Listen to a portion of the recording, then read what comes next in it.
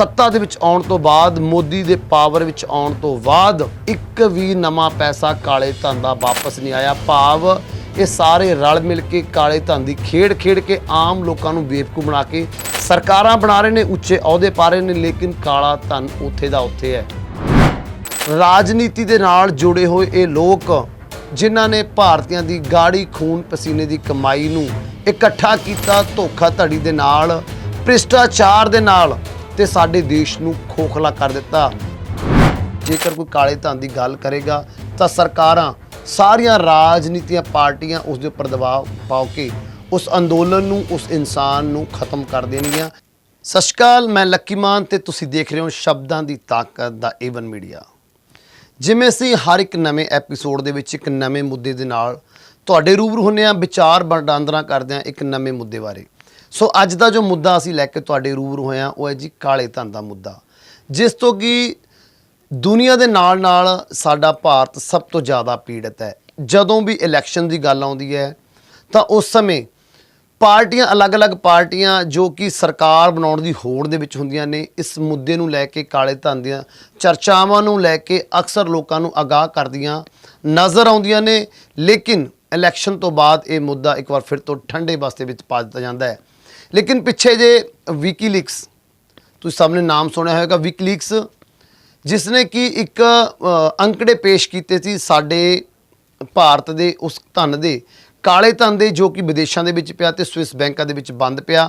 ਸਾਡੇ ਭਾਰਤੀਆਂ ਦੀ ਗਾੜੇ ਖੂਨ ਦੀ ਕਮਾਈ, ਖੂਨ ਪਸੀਨੇ ਦੀ ਕਮਾਈ ਇਹਨਾਂ ਰਾਜਨੀਤੀਵਾਨ ਲੋਕਾਂ ਦੁਆਰਾ ਤੇ ਭਾਰਤ ਦੇ ਕੁਝ ਲੋਕਾਂ ਦੇ ਦੁਆਰਾ ਸਵਿਸ ਦੀਆਂ ਬੈਂਕਾਂ ਦੇ ਵਿੱਚ ਕਾਲੇ ਧਨ ਦੇ ਰੂਪ ਵਿੱਚ ਰੱਖ ਦਿੱਤਾ ਗਿਆ, ਤਾਂ ਜੋ ਉਹਨਾਂ ਨੂੰ ਇਸ ਧਨ ਦੇ ਉੱਪਰ ਕੋਈ ਸਰਕਾਰ ਨੂੰ ਟੈਕਸ ਨਾ ਦੇਣਾ ਪਵੇ ਤੇ ਲੋਕਾਂ ਦੀਆਂ ਨਜ਼ਰਾਂ ਤੋਂ ਮਹਿਫੂਜ਼ ਰਹੇ ਇਹ ਧਨ, ਜੋ ਕਿ ਉਹਨਾਂ ਠੱਗੇ ਠੋਰੀਆਂ ਦੇ ਨਾਲ ਤੇ ਭ੍ਰਿਸ਼ਟਾਚਾਰ ਦੇ ਨਾਲ ਕਮਾਇਆ ਹੈ। ਸੋ ਗੱਲ ਕਰੀਏ ਵਿਕੀਲੀਕਸ ਵਾਲਿਆਂ ਦੀ, ਜਿਨ੍ਹਾਂ ਨੇ ਕਿ ਇਹ ਅੰਕੜੇ ਪੇਸ਼ ਕੀਤੇ ਨੇ। ਉਹਨਾਂ ਦੇ ਅਕੋਰਡਿੰਗ ਇਮਰਾਨ ਸ਼ੇਖ, ਮੈਂ ਨਾਮ ਦੱਸਣ ਲੱਗਿਆ ਜੀ ਉਹਨਾਂ ਲੋਕਾਂ ਦੀ, ਕਿਉਂਕਿ ਪਹਿਲੀ ਲਿਸਟ ਵਿਕੀਲੀਕਸ ਵਾਲਿਆਂ ਨੇ ਨਸ਼ਰ ਕੀਤੀ ਹੈ, ਦੁਨੀਆ ਦੇ ਸਾਹਮਣੇ ਲੈ ਕੇ ਆਏ ਨੇ। ਜਦੋਂ ਕਿ ਵਿਕੀਲੀਕਸ ਵਾਲਿਆਂ ਨੇ 2000 ਭਾਰਤੀਆਂ ਦੀ ਇੱਕ ਲਿਸਟ ਬਣਾਈ ਹੈ, ਜਿਹਦੇ ਵਿੱਚੋਂ ਪਹਿਲੀ ਲਿਸਟ 23 ਲੋਕਾਂ ਦੀ ਪਹਿਲੀ ਲਿਸਟ ਜਾਰੀ ਕੀਤੀ ਹੈ, ਜਿਨ੍ਹਾਂ ਦਾ ਕਿ ਧਨ ਸਵਿਸ ਬੈਂਕਾਂ ਦੇ ਵਿੱਚ ਕਾਲੇ ਧਨ ਦੇ ਰੂਪ ਦੇ ਵਿੱਚ ਜਮ੍ਹਾਂ ਕੀਤਾ ਹੋਇਆ। ਸੋ ਸਭ ਤੋਂ ਪਹਿਲਾਂ ਗੱਲ ਕਰੀਏ ਜੀ ਇਮਰਾਨ ਸ਼ੇਖ ਦੀ। ਸੋ ਇੰਡੀਅਨ ਨੇ ਜਿਨ੍ਹਾਂ ਦੀ 56.8 ਲੱਖ ਕਰੋੜ ਰੁਪਏ ਦੀ ਅਮਾਊਂਟ ਸਵਿਸ ਬੈਂਕ ਦੇ ਵਿੱਚ ਮਹਿਫੂਜ਼ ਪਈ ਹੈ, ਯਾਨੀ ਕਿ ਭਾਰਤ ਸਰਕਾਰ ਦੀਆਂ ਨਜ਼ਰਾਂ ਤੋਂ ਬਚਾ ਕੇ ਉੱਥੇ ਉਹਨਾਂ ਨੇ ਕਾਲਾ ਧਨ ਜਮ੍ਹਾਂ ਕੀਤਾ ਹੋਇਆ ਹੈ। ਇਹ ਰਾਜਾ ਜਿਨ੍ਹਾਂ ਦਾ 56 ਲੱਖ ਕਰੋੜ ਰੁਪਏ ਦੀ ਅਮਾਊਂਟ ਸਵਿਸ ਬੈਂਕਾਂ ਦੇ ਵਿੱਚ ਹੈ। ਰਾਹੁਲ ਗਾਂਧੀ 1136 ਲੱਖ ਕਰੋੜ ਰੁਪਈਆ, ਸ਼ਰਦ ਪਵਾਰ 590 ਲੱਖ ਕਰੋੜ ਰੁਪਈਆ, ਅਹਿਮਦ ਪਟੇਲ 64.8 ਲੱਖ ਕਰੋੜ ਰੁਪਈਆ, ਪੀ ਚਿਦੰਬਰਮ 15.40 ਲੱਖ ਕਰੋੜ ਰੁਪਈਆ, ਦਿਗਵਿਜੇ ਸਿੰਘ 208 ਲੱਖ ਕਰੋੜ ਰੁਪਈਆ, ਜੈ ਲਲਿਤਾ 108 ਲੱਖ ਕਰੋੜ ਰੁਪਈਆ, ਹਰੀਸ਼ ਰਾਵਤ 540 ਲੱਖ ਕਰੋੜ ਰੁਪਈਆ, ਕਪਿਲ ਸਿੱਬਲ 201 ਲੱਖ ਕਰੋੜ ਰੁਪਈਆ, ਸੁਰੇਸ਼ ਕਲਮਾੜੀ 42.4 ਲੱਖ ਕਰੋੜ ਰੁਪਈਆ, ਅਸ਼ੋਕ ਗਹਿਲੋਤ 15.84 ਲੱਖ ਕਰੋੜ ਰੁਪਈਆ, ਅਸ਼ੋਕ ਚੌਹਾਨ 167.2 ਲੱਖ ਕਰੋੜ ਰੁਪਈਆ, ਸਿਆਮ ਕਪਲੀ 4190 ਲੱਖ ਕਰੋੜ ਰੁਪਈਆ, ਰਾਜੀਵ ਗਾਂਧੀ 137 ਲੱਖ ਕਰੋੜ ਰੁਪਈਆ, ਹਰਸ਼ਦ ਮਹਿਤਾ 976 ਲੱਖ ਕਰੋੜ ਰੁਪਈਆ, ਕੇਤਨ ਪਾਰਖ 59 ਲੱਖ ਕਰੋੜ ਰੁਪਈਆ, HD ਕੁਮਾਰ ਸੁਆਮੀ 104 ਲੱਖ ਕਰੋੜ ਰੁਪਈਆ, ਲਾਲੂ ਪ੍ਰਸਾਦ ਯਾਦਵ 209 ਲੱਖ ਕਰੋੜ ਰੁਪਈਆ, JM ਸਿੰਧੀਆ 64.8 ਲੱਖ ਕਰੋੜ ਰੁਪਈਆ, ਕਲਨਿਧੀ ਮਰਨ 108 ਲੱਖ ਕਰੋੜ ਰੁਪਈਆ, ਕਰੁਣਾ ਨਿਧੀ 252 ਲੱਖ ਕਰੋੜ ਰੁਪਈਆ ਤੇ ਜੈਦੀਪ ਮੈਲਨ 1360 ਲੱਖ ਕਰੋੜ ਰੁਪਈਆ। ਸੋ ਇਹ ਉਹ ਅੰਕੜੇ ਨੇ ਜੀ ਜਿਹੜੀ ਕਿ ਵਿਕੀਲੀਕਸ ਦੇ ਵੱਲੋਂ ਪਹਿਲੀ ਕਾਲੇ ਧਨ ਦੀ ਲਿਸਟ, ਸਵਿਸ ਬੈਂਕ ਦੇ ਵਿੱਚੋਂ ਕਾਲਾ ਧਨ ਪਿਆ ਭਾਰਤੀਆਂ ਦਾ, ਉਹਨਾਂ ਦੀ ਪਹਿਲੀ ਲਿਸਟ, ਜਿਹਦੇ ਵਿੱਚ ਸਿਰਫ ਔਰ ਸਿਰਫ 23 ਲੋਕਾਂ ਦੇ ਨਾਮ ਨੇ।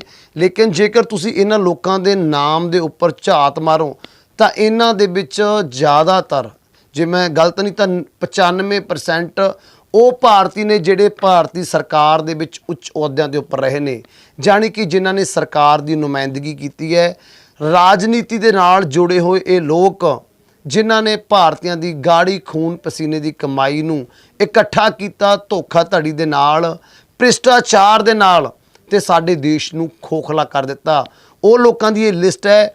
ਇਹੀ ਕਾਰਨ ਹੈ ਵੀ ਜਦੋਂ ਵੀ ਕੋਈ ਮੁੱਦਾ ਉੱਠਦਾ, ਕੋਈ ਅੰਦੋਲਨ ਹੁੰਦਾ ਕਾਲੇ ਧਨ ਦੇ ਖਿਲਾਫ, ਜਿਵੇਂ ਕਿ ਅੱਜ ਤੋਂ 7 ਸਾਲ ਪਹਿਲਾਂ ਇੱਕ ਲੋਕ ਬਲ ਪਿਲ ਦੀ ਗੱਲ ਕੀਤੀ ਗਈ ਸੀ ਦਿੱਲੀ ਦੇ ਵਿੱਚ, ਤੇ ਨਾਲ ਕਾਲੇ ਧਨ ਦੀ ਗੱਲ ਕੀਤੀ ਗਈ ਸੀ ਮੋਦੀ ਸਰਕਾਰ ਵੱਲੋਂ। ਜਦੋਂ ਮੋਦੀ ਜੀ ਨੇ ਪਹਿਲੀ ਸਰਕਾਰ ਬਣਾਉਣ ਤੋਂ ਪਹਿਲਾਂ, ਇਲੈਕਸ਼ਨ ਤੋਂ ਪਹਿਲਾਂ ਗੱਲ ਕੀਤੀ ਸੀ ਕਾਲੇ ਧਨ ਦੀ, ਕਿ ਸਵਿਸ ਬੈਂਕਾਂ ਦੇ ਵਿੱਚ ਪਿਆ ਕਾਲਾ ਧਨ ਵਾਪਸ ਇੰਡੀਆ ਲਿਆਂਦਾ ਜਾਏਗਾ ਤੇ ਹਰ ਇੱਕ ਇਨਸਾਨ ਦੇ, ਹਰ ਇੱਕ ਭਾਰਤੀ ਨਾਗਰਿਕ ਦੇ ਖਾਤੇ ਦੇ ਵਿੱਚ 15-15 ਲੱਖ ਰੁਪਇਆ ਪਾ ਦਿੱਤਾ ਜਾਵੇਗਾ। ਕਿਉਂ ਕਿਹਾ ਸੀ ਮੋਦੀ ਨੇ ਕਿ ਹਰ ਇੱਕ ਬੰਦੇ ਦੇ ਖਾਤੇ ਦੇ ਵਿੱਚ 15 ਲੱਖ ਰੁਪਇਆ ਆਏਗਾ? ਕਿਉਂਕਿ ਜੇਕਰ ਇਸ ਅਮਾਊਂਟ ਦਾ ਟੋਟਲ ਕਰੀਏ ਤਾਂ ਤਕਰੀਬਨ 1.3 ਟ੍ਰਿਲੀਅਨ ਡਾਲਰ ਦੀ ਇਹ ਕਮਾਈ ਹੈ ਜੀ। 1.3 ਟ੍ਰਿਲੀਅਨ ਡਾਲਰ ਦੀ ਇਹ ਅਮਾਊਂਟ ਹੈ ਜੋ ਭਾਰਤੀਆਂ ਦੇ ਖੂਨ ਪਸੀਨੇ ਦੀ ਕਮਾਈ ਕਾਲੇ ਧਨ ਦੇ ਰੂਪ ਦੇ ਵਿੱਚ ਸਵਿਸ ਬੈਂਕਾਂ ਦੇ ਵਿੱਚ ਹੈ। ਜੇਕਰ ਸੱਚਮੁੱਚ ਮੋਦੀ ਜੀ ਆਪਣੇ ਸਟੈਂਡ ਦੇ ਉੱਪਰ ਰਹਿੰਦੇ, ਉਹ ਕਾਲੇ ਧਨ ਨੂੰ ਵਾਪਸ ਲੈ ਕੇ ਆਉਂਦੇ, ਤਾਂ ਸੱਚਮੁੱਚ 15-15 ਲੱਖ ਰੁਪਈਆ ਇੱਕ ਆਮ ਲੋਕ ਨੂੰ, ਆਮ ਲੋਕਾਂ ਨੂੰ ਜਾਂ ਆਮ ਵਿਅਕਤੀ ਨੂੰ ਮਿਲ ਸਕਦਾ ਸੀ, ਜਿਵੇਂ ਕਿ ਮੋਦੀ ਨੇ ਕਿਹਾ ਸੀ। ਲੇਕਿਨ ਇਹ ਵੀ ਇੱਕ ਵਜ੍ਹਾ ਹੋ ਸਕਦੀ ਆ ਵੀ ਜਦੋਂ ਮੋਦੀ ਜੀ ਨੇ ਐਲਾਨ ਕੀਤੇ, ਪੂਰੇ ਦੇ ਪੂਰੇ ਰਾਜਨੀਤੀ ਦੇ ਵਿੱਚ, ਰਾਜਨੀਤਿਕ ਗਲਿਆਰੇ ਦੇ ਵਿੱਚ ਚਰਚਾ ਸ਼ੁਰੂ ਹੋਣ ਲੱਗੀ ਤੇ ਪੂਰੇ ਦਾ ਪੂਰਾ ਦੇਸ਼ ਮੋਦੀ ਦੇ ਖਿਲਾਫ ਵੀ ਹੋ ਗਿਆ ਸੀ। ਫਿਰ ਪਤਾ ਨਹੀਂ ਮੋਦੀ ਸਰਕਾਰ ਬਣਨ ਤੋਂ ਬਾਅਦ ਇਹੋ ਜੀ ਕਿਹੜੀ ਮਜਬੂਰੀ ਸੀ ਮੋਦੀ ਸਰਕਾਰ ਦੀ ਜਾਂ ਖੁਦ ਮੋਦੀ ਦੀ, ਜਿਸ ਮੋਦੀ ਨੇ ਕਾਲੇ ਧਨ ਨੂੰ ਲੈ ਕੇ ਸਰਕਾਰ ਬਣਾਈ ਸੀ, ਜਿਸ ਕਾਲੇ ਧਨ ਨੂੰ ਲੈ ਕੇ ਮੋਦੀ ਨੇ ਮੁੱਦੇ ਨੂੰ ਲੈ ਕੇ ਲੋਕਾਂ ਨੂੰ ਭਰਮਾ ਕੇ ਸਰਕਾਰ ਬਣਾਈ ਸੀ, ਉਹ ਕਾਲਾ ਧਨ ਵਾਪਸ ਨਹੀਂ ਆਇਆ। ਜਿਵੇਂ ਅਸੀਂ ਪਹਿਲਾਂ ਵੀ ਇੱਕ ਐਪੀਸੋਡ ਦੇ ਵਿੱਚ ਇਸ ਕਾਲੇ ਧਨ ਦੀ ਗੱਲ ਕੀਤੀ ਸੀ, ਨਾਲ ਕਾਲੇ ਧਨ ਨੂੰ ਇੰਡੀਆ ਦੇ ਵਿੱਚ ਲਿਆਉਣ ਲਈ ਚਲਾਏ ਗਏ ਅੰਦੋਲਨ ਦੀ ਗੱਲ ਕੀਤੀ ਸੀ ਤੇ ਅੰਦੋਲਨ ਦਾ ਕੀ ਹੋਇਆ ਇਸ ਦੀ ਵੀ ਗੱਲ ਕੀਤੀ, ਕਿਉਂਕਿ ਅੰਦੋਲਨ ਦੇ ਨਾਲ ਜੁੜੇ ਹੋਏ ਸਾਰੇ ਹੀ ਲੋਕ ਉੱਚੇ ਉੱਚੇ ਅਹੁਦਿਆਂ ਉੱਪਰ ਵਿਰਾਜਮਾਨ ਹੋ ਕੇ ਕਾਲੇ ਧਨ ਨੂੰ ਵਾਪਸ ਲਿਆਉਣਾ ਭੁੱਲ ਗਏ। ਅੱਜ ਤੱਕ ਫਿਰ ਤੋਂ ਕਾਲੇ ਧਨ ਨੂੰ ਵਾਪਸ ਲਿਆਉਣ ਦਾ ਕਦੇ ਅੰਦੋਲਨ ਨਹੀਂ ਕੀਤਾ ਗਿਆ। ਮੋਦੀ ਸਰਕਾਰ ਵੀ ਦੂਜੀ ਟਰਮ ਹੰਢਾ ਰਹੀ ਹੈ, ਦੂਸਰੀ ਟਰਮ ਵੀ ਤਕਰੀਬਨ ਅੱਧੀ ਨਿਕਲ ਚੁੱਕੀ ਹੈ, ਲੇਕਿਨ ਸਰਕਾਰ ਸੱਤਾ ਦੇ ਵਿੱਚ ਆਉਣ ਤੋਂ ਬਾਅਦ, ਮੋਦੀ ਦੇ ਪਾਵਰ ਵਿੱਚ ਆਉਣ ਤੋਂ ਬਾਅਦ ਇੱਕ ਵੀ ਨਵਾਂ ਪੈਸਾ ਕਾਲੇ ਧਨ ਦਾ ਵਾਪਸ ਨਹੀਂ ਆਇਆ। ਭਾਵ ਇਹ ਸਾਰੇ ਰਲ ਮਿਲ ਕੇ ਕਾਲੇ ਧਨ ਦੀ ਖੇਡ ਖੇਡ ਕੇ ਆਮ ਲੋਕਾਂ ਨੂੰ ਬੇਵਕੂਫ ਬਣਾ ਕੇ ਸਰਕਾਰਾਂ ਬਣਾ ਰਹੇ ਨੇ, ਉੱਚੇ ਅਹੁਦੇ ਪਾ ਰਹੇ ਨੇ, ਲੇਕਿਨ ਕਾਲਾ ਧਨ ਉੱਥੇ ਦਾ ਉੱਥੇ ਹੈ। ਸੋ ਹੁਣ ਗੱਲ ਕਰੀਏ ਵੀਕਲੀਕਸ ਦੀ, ਜਿਨ੍ਹਾਂ ਨੇ ਇਸ ਮੁੱਦੇ ਨੂੰ ਉਛਾਲਿਆ ਸੀ, ਇਸ ਅਮਾਊਂਟ ਨੂੰ ਨਸ਼ਰ ਕੀਤਾ ਸੀ। ਉਹ ਇੱਕ ਵੈਬਸਾਈਟ ਹੈ ਜੀ, ਜੋ ਕਿ ਅਲੱਗ-ਅਲੱਗ ਦੇਸ਼ਾਂ ਦੀ, ਅਲੱਗ-ਅਲੱਗ ਦੇਸ਼ ਦੀਆਂ ਰਾਜਨੀਤਿਕ ਪਾਰਟੀਆਂ ਦੀ ਤੇ ਉਹਨਾਂ ਦੀਆਂ ਨੀਤੀਆਂ ਦੇ ਉਹ ਅਹਿਮ ਖੁਲਾਸੇ ਲੋਕਾਂ ਦੇ ਸਾਹਮਣੇ ਲੈ ਕੇ ਆਉਂਦੇ ਨੇ, ਜੋ ਕਿ ਬਹੁਤ ਅੰਡਰਗਰਾਊਂਡ ਹੁੰਦੇ ਨੇ, ਭਾਵ ਕਿ ਆਮ ਲੋਕਾਂ ਦੀ ਪਹੁੰਚ ਤੋਂ ਬਾਹਰ ਦੇ ਮੁੱਦੇ ਹੁੰਦੇ ਨੇ। ਉਹਨਾਂ ਮੁੱਦਿਆਂ ਬਾਰੇ ਗੱਲ ਕਰਦੀ ਰਹਿੰਦੀ ਹੈ ਇਹ ਵੈਬਸਾਈਟ। ਸੋ ਹੁਣ ਆਪਾਂ ਗੱਲ ਕਰੀਏ ਜੀ ਕਿ ਇਸ ਦੇ ਵਿੱਚ ਕਸੂਰਵਾਰ ਕੌਣ ਹੈ, ਕਿੰਨਾ ਦਾ ਕਸੂਰ ਹੈ। ਕਿ ਭਾਰਤ ਦੇ ਵਿੱਚ ਬਹੁਤ ਜ਼ਿਆਦਾ ਪੈਸਾ ਵੀ ਹੈ, ਭਾਰਤ ਸੰਪੰਨ ਦੇਸ਼ ਵੀ ਹੈ, ਲੇਕਿਨ ਫਿਰ ਵੀ ਵਿਕਾਸਸ਼ੀਲ ਦੇਸ਼ਾਂ ਦੀ ਸ਼੍ਰੇਣੀ ਵਿੱਚ ਹੈ, ਵਿਕਸਿਤ ਦੇਸ਼ ਨਹੀਂ ਬਣ ਸਕਿਆ। ਜੇਕਰ ਇਸ ਅਮਾਊਂਟ ਦੀ ਗੱਲ ਕਰੀ, ਜਿਸ ਅਮਾਊਂਟ ਦੀ ਮੈਂ ਗੱਲ ਕੀਤੀ ਸੀ 1.3 ਟ੍ਰਿਲੀਅਨ ਡਾਲਰ, ਜੇਕਰ ਇਹ ਪੂਰੇ ਦਾ ਪੂਰਾ ਪੈਸਾ ਇੰਡੀਆ ਦੇ ਵਿੱਚ ਵਾਪਸ ਆਉਂਦਾ ਹੈ ਤਾਂ ਅਮਰੀਕਾ ਵਰਗੇ 10 ਦੇਸ਼ ਵੀ ਮਿਲ ਕੇ ਭਾਰਤ ਦੀ ਅਰਥ ਵਿਵਸਥਾ ਦਾ ਸਾਹਮਣਾ ਨਹੀਂ ਕਰ ਪਾਉਣਗੇ। ਭਾਵ 10 ਗੁਣਾ ज़्यादा शक्तिशाली हो जाएगा साडा देश अमेरिका तो, जो कि दुनिया की सब तो बड़ी शक्ति है। उस तो बिना 100 साल तक, जी हाँ 1 या 2 साल नहीं, पूरे 100 साल तक भारत की अर्थव्यवस्था को कोई खतरा नहीं होएगा तो भारत विकसित देश बनया रहेगा। इन्ना ज़्यादा पैसा भारत का बाहर बैंकों के विच रखा होया है। हुण मैं जिवें गल कर रहा सीगा कसूरवार कौन है जी। कसूरवार सब तो बड़ा कसूरवार है साडा सिस्टम, साडियां सरकारां, जो कि इस गाड़ी कमाई नूं कुछ लोगों के हत्थां दे विच दे दिंदे ने। भ्रिष्टाचार करके जो ये पैसा, जो कि लोगों का टैक्सां का पैसा सरकार कोल जांदा है, लेकिन सरकार दे यह नेता, सरकार दे यह बड़े अधिकारी उस कमाई नूं काले धन के रूप के अपने को जमा कर लेंगे तो सरकार वालों ये टैक्स के रूप पैसा जो जमा होंदा वापस जनता के विच नहीं आता। लोक भलाई के कारजां दे लई फिर तो पैसा ये वरत्या नहीं जाता तो स्विस बैंकों के विच चला जाता है। उस दे लई जिम्मेवार जिथे ये भ्रिष्टाचारी लोग, साडियां सरकारां, साडा प्रशासन है, उत्थे साडे लोग भी इसलिए कसूरवार ने, क्योंकि वो छोटे छोटे मुद्दों नूं लैके तां अक्सर अंदोलन कर देंदे ने। रेल की टिकट जो 10 तो 20 रुपए करती तो अंदोलन हो जाता है। चीनी की कीमत जो 2 या 3 रुपए अप करती तो अंदोलन हो जाता है। सिलेंडर जो 10 तो 20 रुपए महंगा करता तो अंदोलन हो जाता है। लेकिन जिथे अरबां खरबां रुपए की गल है ਉੱਥੇ ਸਾਡੇ ਲੋਕ ਚੁੱਪ ਕਰ ਜਾਂਦੇ ਨੇ। ਸਿਆਸਤਦਾਨ ਨੇਤਾ ਤਾਂ ਅਸੀਂ ਜਾਣ ਸਕਦੇ ਹਾਂ, ਰਾਜਨੀਤੀ ਦੇ ਨਾਲ ਜੁੜੇ ਹੋਏ ਲੋਕ ਤਾਂ ਅਸੀਂ ਮੰਨ ਸਕਦੇ ਹਾਂ ਵੀ ਕਿਉਂ ਕਾਲੇ ਧਨ ਦੇ ਮੁੱਦੇ ਉੱਪਰ ਬੋਲਣ ਤੋਂ ਸੰਕੋਚ ਕਰਦੇ ਨੇ, ਕਿਉਂਕਿ ਇਹ ਸਾਰੇ ਇੱਕੋ ਤਲਾਅ ਦੀ ਮੱਛਲੀ ਨੇ, ਭਾਵ ਸਾਰੇ ਰਲ ਮਿਲ ਕੇ ਖਾ ਰਹੇ ਨੇ। ਲੇਕਿਨ ਆਮ ਲੋਕ ਉਹ ਸਿਰਫ ਕਿਉਂ 20 50 100 ਦੇ ਪਿੱਛੇ ਲੜਦੇ ਰਹਿੰਦੇ ਨੇ? ਕਿਉਂ ਇਹ ਵੱਡੇ ਮੁੱਦੇ ਦੇ ਲਈ ਕਦੇ ਅੰਦੋਲਨ ਨਹੀਂ ਹੋਇਆ? ਤੇ ਜੇਕਰ ਅੰਦੋਲਨ ਹੋਇਆ ਵੀ ਹੈ ਤਾਂ ਅੰਦੋਲਨ ਦੇ ਉੱਪਰ ਜੋ ਪਹਿਲੀ ਕਤਾਰ ਦੇ ਆਗੂ ਸੀ ਉਹ ਕਿੱਥੇ ਚਲੇ ਗਏ?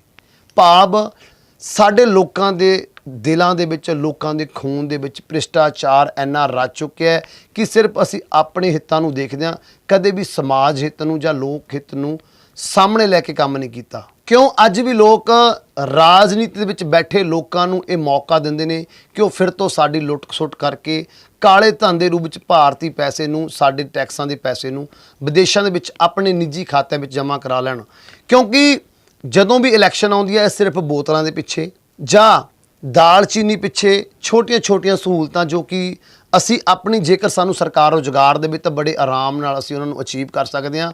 ਇਹ ਸਿਰਫ ਔਰ ਸਿਰਫ ਭੁੱਖ ਨੰਗ ਦੇ ਦਿਖਾਉਂਦੇ ਹੋਏ ਮੁਫਤ ਮਿਲਣ ਵਾਲੀਆਂ ਸਹੂਲਤਾਂ ਦੇ ਲਾਲਚ ਦੇ ਵਿੱਚ ਆਪਣੀਆਂ ਵੋਟਾਂ ਨੂੰ ਸਹੀ ਜਗ੍ਹਾ ਨਾ ਪਾ ਕੇ ਉਹਨਾਂ ਭ੍ਰਿਸ਼ਟਾਚਾਰ ਲੋਕਾਂ ਨੂੰ ਫਿਰ ਤੋਂ ਭ੍ਰਿਸ਼ਟਾਚਾਰ ਕਰਨ ਦਾ ਮੌਕਾ ਦਿੰਦੇ ਨੇ, ਜੋ ਪਹਿਲਾਂ ਹੀ ਅਰਬਾਂ ਖਰਬਾਂ ਰੁਪਏ ਸਾਡਾ ਇਕੱਠਾ ਕਰਕੇ ਬੈਂਕਾਂ ਦੇ ਵਿੱਚ ਜਮ੍ਹਾਂ ਕਰਾ ਚੁੱਕੇ ਨੇ। ਸੋ ਸਾਡੀ ਲੋਕਾਂ ਨੂੰ ਵੀ ਅਪੀਲ ਹੈ ਤੇ ਨਾਲ ਜੇਕਰ ਵੈਸੇ ਤਾਂ ਜ਼ਮੀਰ ਲੋਕਾਂ ਦੀ ਮਰ ਚੁੱਕੀ ਹੈ ਜੋ ਕਾਲਾ ਧਨ ਕਮਾਈ ਬੈਠੇ ਨੇ, ਲੇਕਿਨ ਜੇਕਰ ਉਹਨਾਂ ਦੀ ਜ਼ਮੀਰ ਥੋੜਾ ਜਿਹਾ ਵੀ ਇਜਾਜ਼ਤ ਦਿੰਦੀ ਹੈ ਤਾਂ ਕਿਰਪਾ ਕਰਕੇ, ਕਿਉਂਕਿ ਪੈਸਾ ਕਦੇ ਵੀ ਕਿਸੇ ਦੇ ਨਾਲ ਨਹੀਂ ਜਾਂਦਾ। ਹਾਂ, ਦੁਆਵਾਂ ਲੋਕਾਂ ਦੀਆਂ, ਜੇਕਰ ਤੁਸੀਂ ਦਿਲ ਤੋਂ ਦੁਆ ਲੋਕਾਂ ਦੀ ਲਵੋਗੇ ਤਾਂ ਸ਼ਾਇਦ ਤੁਹਾਡਾ ਜੀਵਨ ਵੀ ਸੁਖਾਲਾ ਹੋ ਜਾਵੇ। ਤਾਂ ਜੋ ਸਾਨੂੰ ਕਸ਼ਟ ਆਉਂਦੇ ਨੇ ਉਹ ਥੋੜੇ ਘੱਟ ਵੀ ਜਾਣ। ਸੋ ਆਪਣੀ ਜ਼ਮੀਰ ਨੂੰ ਜਗਾ ਕੇ ਰੱਖਣ। ਜੋ ਲੋਕ ਕਾਲੇ ਧਨ ਦਾ ਕੰਮ ਕਰਦੇ ਨੇ, ਵੀ ਤੁਹਾਡੇ ਕੋਲੇ ਬਹੁਤ ਪੈਸਾ ਹੋ ਚੁੱਕਿਆ ਹੈ, ਉਹ ਪੈਸਾ ਸਾਨੂੰ ਪਤਾ ਵੀ ਵਾਪਸ ਵੀ ਨਹੀਂ ਆਏਗਾ, ਕਿਉਂਕਿ ਸਰਕਾਰ ਆਵਾਜ਼ ਨਹੀਂ ਉਠਾਏਗੀ, ਕਦੇ ਵੀ ਲੋਕਪਾਲ ਬਿੱਲ ਨਹੀਂ ਬਣੇਗਾ, ਕਾਲੇ ਧਨ ਦੀ ਗੱਲ ਨਹੀਂ ਕਰੇਗਾ। ਜੇਕਰ ਕੋਈ ਕਾਲੇ ਧਨ ਦੀ ਗੱਲ ਕਰੇਗਾ ਤਾਂ ਸਰਕਾਰਾਂ, ਸਾਰੀਆਂ ਰਾਜਨੀਤੀਆਂ ਪਾਰਟੀਆਂ ਉਸ ਦੇ ਉੱਪਰ ਦਬਾਅ ਪਾ ਕੇ ਉਸ ਅੰਦੋਲਨ ਨੂੰ, ਉਸ ਇਨਸਾਨ ਨੂੰ ਖਤਮ ਕਰ ਦੇਣਗੀਆਂ, ਜਾਂ ਫਿਰ ਇੰਨਾ ਪੈਸਾ ਉਸ ਇਨਸਾਨ ਨੂੰ ਦੇ ਦੇਣਗੇ ਕਿ ਉਹਦਾ ਮੂੰਹ ਬੰਦ ਕਰ ਦਿੱਤਾ ਜਾਵੇਗਾ। ਉਹਨਾਂ ਨੂੰ ਵੀ ਰਾਜਨੀਤਿਕ ਅਹੁਦਿਆਂ ਦਾ ਲਾਲਚ ਦੇ ਕੇ ਆਪਣੇ ਨਾਲ ਮਿਲਾ ਲਿਆ ਜਾਏਗਾ। ਸੋ ਜਿਵੇਂ ਹੁਣ ਮੈਂ ਦੱਸਿਆ ਵੀ ਇਹ ਰਾਜਨੀਤੀ ਲੋਕ, ਰਾਜਨੀਤੀਵਾਨ ਆਗੂ, ਨੇਤਾ ਜਾਂ ਸਰਕਾਰਾਂ ਇਸ ਕਾਲੇ ਧਨ ਦੇ ਮੁੱਦੇ ਤੇ ਕੋਈ ਗੱਲ ਨਹੀਂ ਕਰਨਗੀਆਂ। ਸੋ ਸਾਨੂੰ ਆਮ ਲੋਕਾਂ ਨੂੰ ਹੀ ਹੰਬਲਾ ਮਾਰਨਾ ਪਵੇਗਾ, ਵਿਚਾਰ ਵਟਾਂਦਰੇ ਕਰਨੇ ਪੈਣਗੇ ਕਿ ਅਸੀਂ ਆਉਣ ਵਾਲੀਆਂ ਸਰਕਾਰਾਂ ਕਿਵੇਂ ਚੁਣੀਏ, ਭ੍ਰਿਸ਼ਟਾਚਾਰ ਇਹਨਾਂ ਮੰਤਰੀਆਂ ਤੋਂ ਨਿਜਾਤ ਕਿਵੇਂ ਪਾਈਏ ਤੇ ਇਹਨਾਂ ਵਿਰੁੱਧ ਅੰਦੋਲਨ ਖੜੇ ਕਰੀਏ, ਤਾਂ ਜੋ ਸਾਡਾ ਕਾਲਾ ਧਨ ਜੋ ਲੋਕਾਂ ਦੇ ਕਮਾਈ ਹੈ, ਖੂਨ ਪਸੀਨੇ ਦੀ ਕਮਾਈ ਹੈ, ਕਾਲੇ ਧਨ ਦੇ ਰੂਪ ਦੇ ਵਿੱਚ ਵਿਦੇਸ਼ਾਂ 'ਚ ਉਹ ਵਾਪਸ ਇੰਡੀਆ ਆਵੇ ਤੇ ਇੰਡੀਆ ਦੀ ਨੁਹਾਰ ਬਦਲੇ। ਇੰਡੀਆ ਵੀ ਵਿਕਾਸਸ਼ੀਲ ਦੇਸ਼ਾਂ ਦੇ ਉੱਪਰੋਂ ਉਹਦਾ ਟੈਗ ਉਤਰੇ ਤੇ ਉਹ ਵਿਕਸਿਤ ਦੇਸ਼ਾਂ ਦੇ ਵਿੱਚ ਪੁੱਜ ਜਾਵੇ ਤੇ ਨਾਲ ਸਾਡੇ ਲੋਕਾਂ ਦਾ ਜੀਵਨ ਪੱਧਰ ਉੱਚਾ ਹੋਵੇ, ਲੋਕਾਂ ਨੂੰ ਰੁਜ਼ਗਾਰ ਮਿਲਣ ਤੇ ਸਾਡਾ ਭਾਰਤ ਦੇਸ਼ ਫਿਰ ਤੋਂ ਸੋਨੇ ਦੀ ਚਿੜੀਆ ਬਣ ਜੇ। ਸੋ ਇਹਨਾਂ ਵਿਚਾਰਾਂ ਨੂੰ ਸਮਝਦੇ ਹੋਏ, ਇਹਨਾਂ ਵਿਚਾਰਾਂ ਦੇ ਉੱਪਰ ਥੋੜਾ ਜਿਹਾ ਧਿਆਨ ਦਿੰਦੇ ਹੋਏ, ਇਹਨਾਂ ਵਿਚਾਰਾਂ ਨੂੰ ਇੱਕ ਠੰਡੇ ਦਿਮਾਗ ਨਾਲ ਤੁਸੀਂ ਵੀ ਜ਼ਰੂਰ ਬਚਣਾ।